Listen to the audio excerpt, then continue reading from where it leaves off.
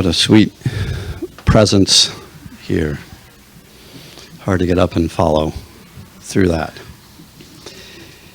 But I want to just say how honored and privileged I am to be here. And I want to really just honor Father Paul and Martha for the 40 years that you put in this area, toiled and worked for the Lord. And I really appreciate all that you've done for the body of Christ. Yeah. But Greg, it's not just us, it's a team effort. And I was going to get to that. I mean, that's your heart. Team effort. That is your heart, and I've known that from the beginning. Right? Like my son and daughter started coming to the preschool, gosh, about 27 years ago. I think, yeah, and I think when you came here, you must have been like 5 or 6 when you started the church. Is that, yeah?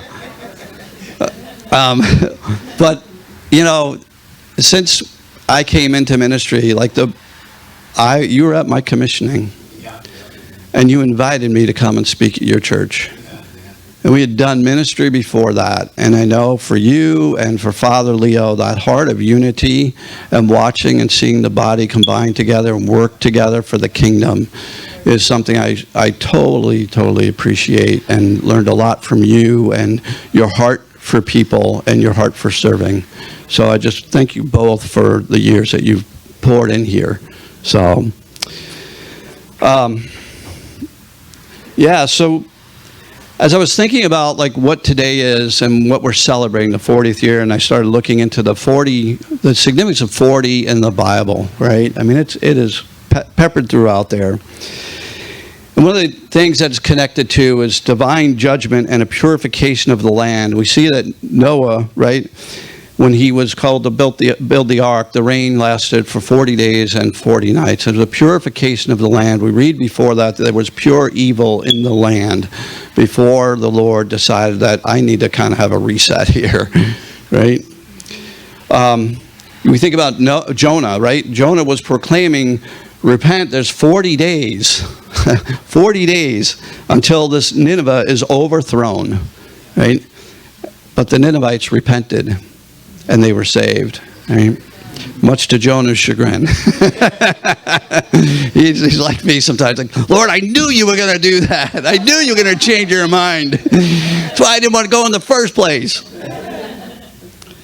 It's a time of preparation and transformation, right? A period of preparation for God's ultimate purpose and the launch into ministry. We saw that Moses served in Egypt. His time in Egypt was 40 years. And then he spent 40 years in the desert, right?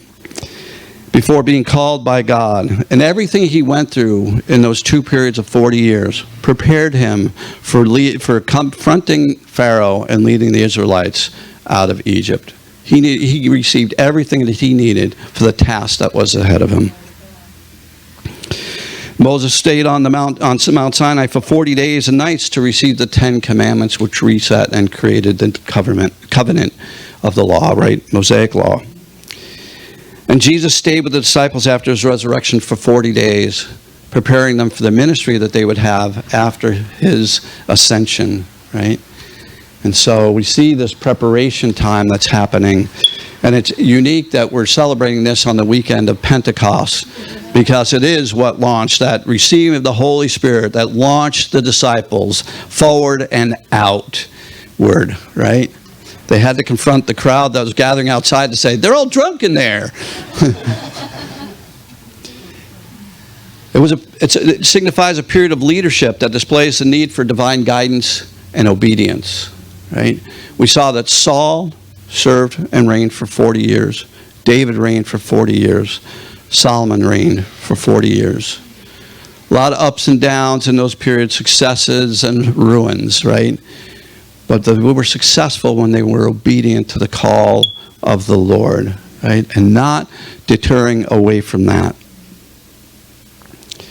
It displays also the importance of faith in who our God is, and the courage in the face in adversity. You think about that Goliath taunted the Israelites for 40 days. And then one man who had faith in the Lord God and a zeal for the Lord stood up. One boy, I should say, stood up and faced the giant because he had extreme faith in the Lord, right? And courage in that face of adversity. And it's a period of testing and trial, which will lead ultimately to God's fulfilled and ultimate triumph, where the Moses and the Israelites were in the wilderness for 40 years. And you think about what they went through and the testing that they went through, right? And now a lot of times when things got a little rough for them, what was their attitude, right? Oh, I wish we were back in Egypt. Oh, I wish we were back there. How quickly we forget. I think that's a lesson for all of us, right? That how quickly we can forget the way it really was when there's a little bit of lack or adversity in our situation, and not turning to the Lord for the answer to what is in front of us. Right? Because that's ultimately what brought them through that wilderness period of time. But it always amazes me, the parting of the Red Sea, the manna, the quails. It's like they had lots of things that they could lean on, testimonies they could lean on for what the Lord had done and who he was for them. But they constantly said, wish we were back in Egypt. Right? Sometimes those days look a little better than what they really were. And it's also a time that looked ahead into the promised land. And I looked at that and said, I think this is a key verses for today and what we're talking about. When the spies went into the land to spy out the promised land, they were there for 40 days. It says in Numbers 13, 25 through 29, when they returned from spying out the land at the end of 40 days, they proceeded to come to Moses and Aaron and to all the congregation of the sons of Israel in the wilderness of Paran at Kadesh. And they brought back word to them and all the congregation and showed them the fruit of the land. Thus they told them and said, we went into the land where you sent us, and it certainly does flow with milk and honey, and this is its fruit. Nevertheless, the people who live in the land are strong, and the cities are fortified and very large. Moreover, we saw the descendants of Anak there. Amalek is living in the land of the Negev, and the Hittites, and the Jebusites, and the Amorites, and they're living in the hill country. And the Canaanites are living by the sea and by the side of the Jordan. Already they're looking at this land and saying, it's too much. The people are too strong. They're too mighty. We can't take them. You ever feel like you can't face up to something? You can't face up to something. You know what? You're probably right. You're probably right. But you can with the Lord. But you can with the Lord. Right? To kind of be on your knees before the Lord and cry out and say, I can't do this on my own. I can't do this on my own. That is a situation last year where a close person to me personally and in our congregation passed away. And the morning of the funeral, I sat before the Lord. I said, I can't do this. I cannot do this, Lord. I don't know how I'm going to do this today. And I prayed before the Lord. I put on some worship music, and I started reading Psalms, and I started declaring the word of the Lord. And praise God, he got me through. Praise God, he got me through. When things are tight and tough and it looks like there's giants before you, we need to lean into the Lord. He's the only one that will get us through. Caleb went on to say in Numbers 13:30, he quieted the crowd and said, we should by all means go up and take possession of it, for we will surely overcome it. Right? He had confidence that they could do this, but his confidence wasn't in his own strength or their own strength. Because we read a little bit later in Numbers 14, that all the congregation lifted up their voices and cried, and the people wept that night because they were afraid.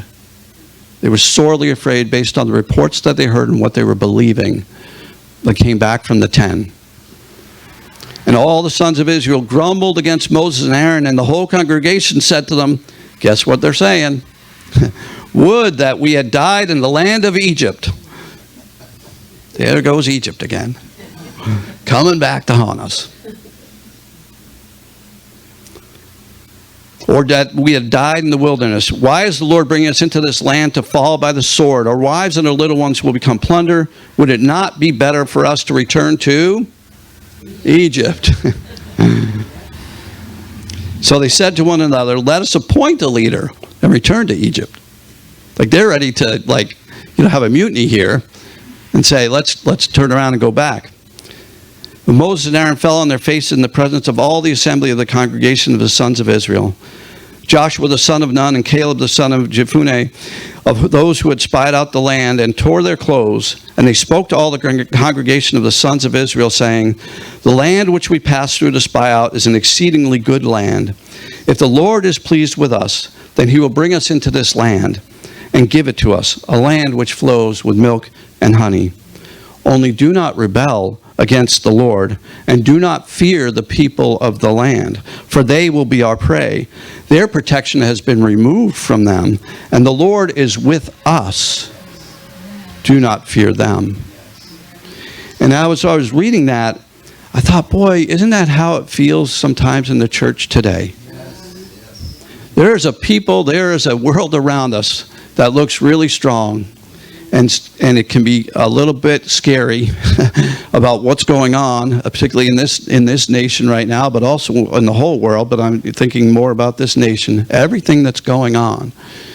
And I think about how, even just trying to talk to people here locally about Jesus, they don't want really anything to do with them. Then really they want the church to just be shut up in the four walls. But that was never the way the church was supposed to be, because if it had been, then the disciples would have stayed in that room when the Holy Spirit fell. They would have stayed in that room when the Holy Spirit fell and just had a good time together, because they were enjoying the move, right? But the Lord pulled them out. He even said before he left, go into all Jerusalem, Judea, and Samaria. Right? Go. Well, stay and hang out and enjoy what I'm going to be sending you, and keep it to yourself. And the opposition in this land now looks kind of scary, right? And pretty formidable. And there appear to be these giants in the land that, how are we ever going to turn this around? But I heard the Lord saying today that there's an instruction in this verse for us. And the instruction is, don't rebel against the Lord. Right? Don't rebel against the Lord. And do not fear the people of the land. Right? But ultimately, understand that the Lord is with us. The Lord is with us and not with them. Right? Now, he wants to be with them, but they've turned their back to him.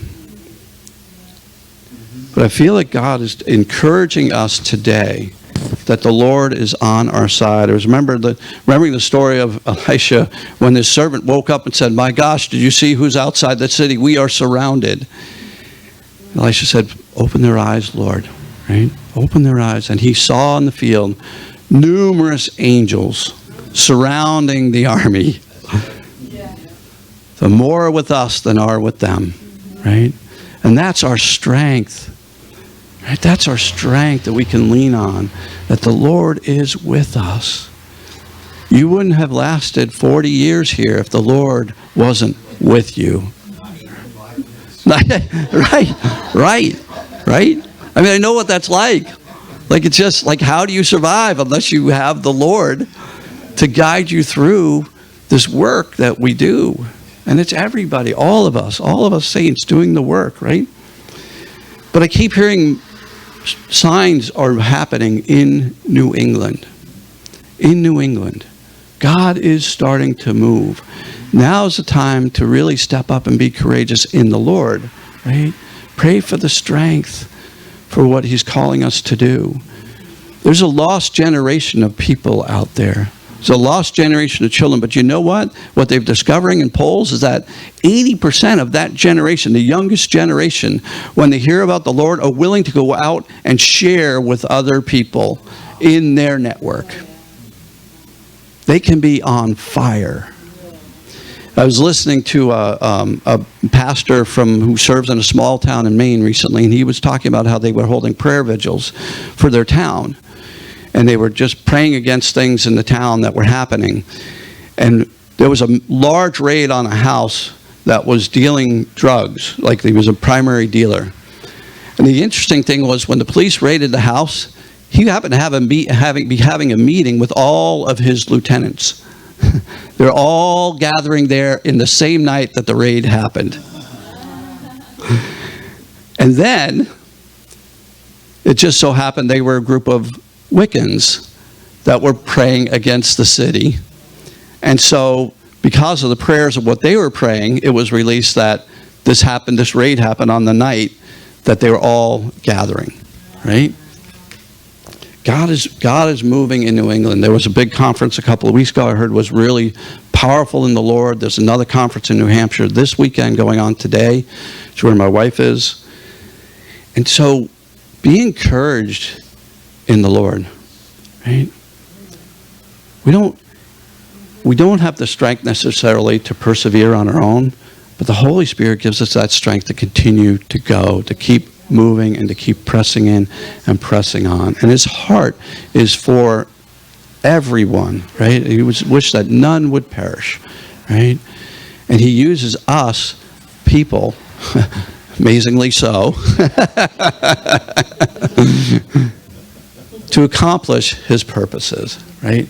And if you look in the Bible through the various stories, I can't say that many people felt qualified to do what they were asked or led by the Lord to do, right?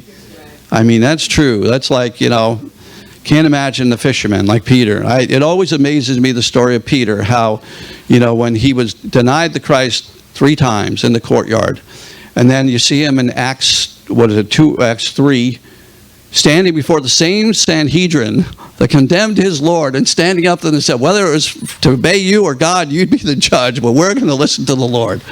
Like, what boldness, and they recognized that these people had been with Jesus. Yes. Right? I love that. Right? But that's the possibility for every one of us here, right?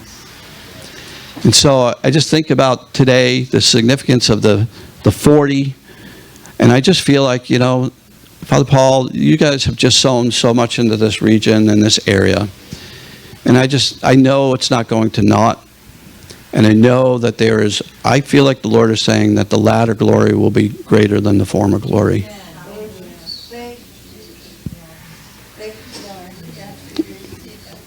And we will all stand in awe, right, of what the Lord has done, right? And we will marvel in it. So I just bless you both. I bless you for your 40-year anniversary, and I'm so thankful that I get to work together with you and your church here and together in the valley for the kingdom. So, amen.